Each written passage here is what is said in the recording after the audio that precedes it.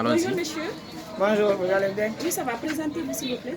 Mon nom c'est Mamad Salih Diallo, deuxième imam de la mosquée Fodé Soumaya. La mosquée qui fait face à la concession de l'ex-gouverneur Soriba Sorek, fait Soriba Sorek. Bon, aujourd'hui nous sommes chez vous ici. C'est par rapport au cas des malades qui étaient venus chez vous. Expliquez-nous un peu comment ça s'est passé. Ok, quand la grande sœur sont passées sur les médias, donc j'ai eu leur contact, on s'est vu. Donc je les ai appelés, je leur ai dit à Maïmouna, viens avec une personne, j'ai un truc, je vais vous aider. Alors, quand elle est venue, on a essayé avec Bangali qui était parti à l'autre radio là-bas. Donc ça a marché en 30 minutes. Donc il faut faire venir les autres aussi. Donc je vais les aider. Parce que c'est ce que la religion musulmane recommande. Quand tu vois un de tes amis souffrir et que tu peux venir en aide, tu l'aides. Ok, vous avez utilisé quel médicament pour aider ces enfants-là? Mon père était déjà imam. Donc actuellement moi je suis imam. J'utilise le Coran pour soigner beaucoup de maladies. Pas seulement ça, mais beaucoup de maladies qui ça fait partie.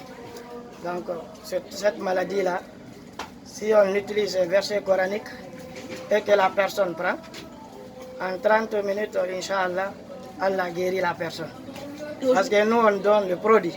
C'est Allah qui guérit. Aujourd'hui, le travail que vous avez eu à faire, vous ne craignez pas pour votre vie vous-même? Vous savez, dans la religion musulmane et dans le Coran, c'est écrit que tout ce qui est magie, c'est faux. Donc nous, on ne croit pas à la magie. Voilà, il faut le sahiru haïsata. Les magiciens là, ils utilisent, ils peuvent faire l'envoûtement et ils jouent sur un côté psychologique aussi. Donc ça fait partie. Donc c'est Allah qui protège. Le prophète a fait la religion, Allah l'a procédé. Donc moi je le fais gratuitement et c'est Allah qui va me protéger. Aujourd'hui, quel est le message que vous avez à lancer à l'endroit des personnes qui agissent ainsi? Moi je dirais à toute personne qui ont appris le Coran, qui ont appris d'autres choses, de ne pas utiliser les réseaux sociaux pour pouvoir arnaquer certaines personnes. De ne pas utiliser les réseaux sociaux pour avoir de la renommée ou de la célébrité. Personnellement, j'avais interdit à la famille de m'afficher. Je les ai dit non. C'est parce qu'il y a certaines personnes qui sortent, qui parlent, qui disent que c'est eux qui ont soigné. Ma famille a décidé, ok, parce qu'il faut parler, il faut en parler. J'en parle juste pour montrer que le Coran, le Coran, c'est pas, on ne l'utilise pas à ses fins propres, pour avoir ses propres relations ou même pour se faire des votes. Le Coran est là. Quand le Coran est là, tu le prends, tu l'utilises.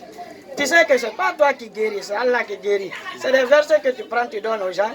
Vous tous, vous implorez Allah pour qu'il guérisse. C'est ça, mais utilisez les réseaux sociaux. Utilisez les réseaux sociaux pour arnaquer. Utilisez les réseaux sociaux pour faire du mal aux gens. Utilisez les réseaux sociaux pour certaines choses. Moi, je pense que c'est déplorable. Et celui qui connaît bien le Coran n'utilise jamais les réseaux sociaux pour se faire des renommées. Bon, moi j'ai une autre question, parce qu'il y a des gens qui n'ont pas jusqu'à présent cru à la réalité des choses.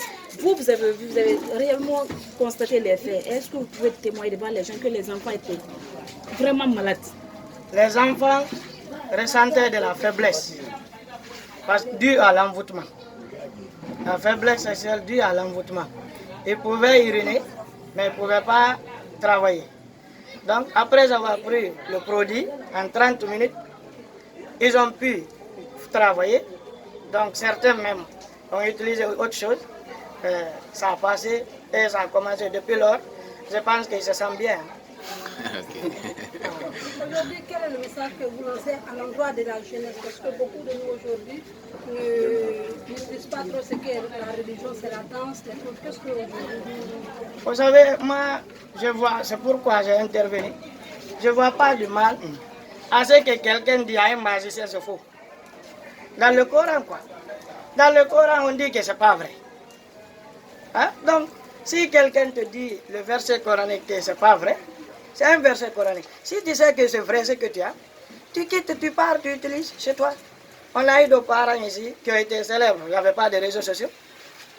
Les gens partaient à Bokeh. Moi, c'est là-bas où j'ai appris ces trucs. Les blancs partaient à Bokeh, les boys ils partaient là-bas.